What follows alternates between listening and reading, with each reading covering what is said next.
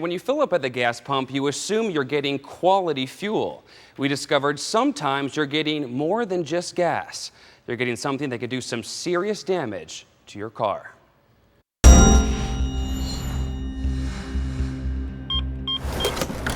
You can't see what you're putting in your gas tank, but Carrie Warwick sure could feel it after filling up. And the whole car started vibrating. And then it would just go a tiny bit and then buck, and then go a little bit and then buck. I got maybe 100 yards. Her car towed, her tank emptied. It's really frustrating and it makes me mad. She's not alone. This West Palm Beach mechanic had 4 cases in just 3 weeks. Depending on the car, it could get really, really expensive. The Contact 5 investigators wanted to know who's protecting you at the pump. We're just trying to get to the bottom of why there's bad gas.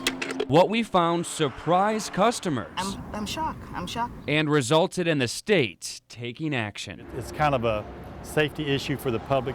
It's the Department of Agriculture's job to inspect gas stations. Take a 45-cent sample. Checking pumps and gas quality. You know, if they look good to me, doesn't mean they're always good. That's why we send it to the lab. Samples are sent here to Fort Lauderdale. This is the State of Florida Bureau of Petroleum Inspection Laboratory, where we got access behind locked doors.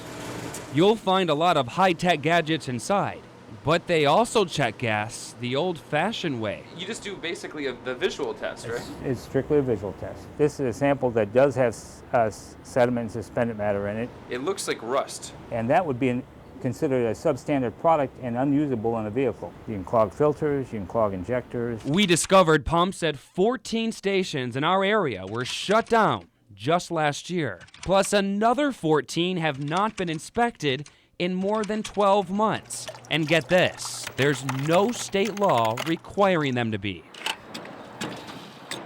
So we took our own samples at 10 stations from Fort Pierce to Lake Worth.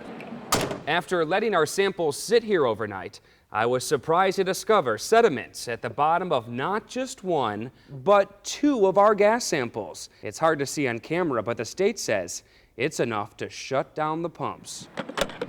State inspectors then took their own samples and take a look. They shut down pumps at both stations.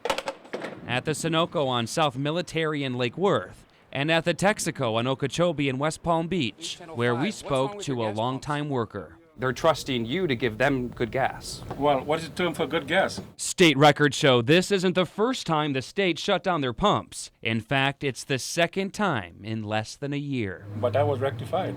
That was rectified. What did you have to do to rectify it? Because it's happened again in 6 months. Well, they put some special filters and stuff. It's not the first time at the Sunoco either. It's the second time since October. Please tell the owner to contact me. Thank you. The owner never called, but his spokesperson did. So you're fighting the process, and if there is sediment in the gas, it could have come from the refinery or the transportation company. And that's the big question. What's in the gas, and where is it coming from? That would be rust coming from inside the tank. How the trash gets in there, I don't know. Whatever it is, drivers like Carrie don't want to be looking back, wondering. We don't need to have that added stress and worry when we go to the gas station. The state shut down the pumps at both stations for about a week until the owners filtered the gasoline. The state then re-inspected the gas, making sure it was clean before reopening those pumps. Shannon and Michael, it's not just sediment. A little bit of water inside a gas sample could shut down the pumps and also do some damage to your vehicle.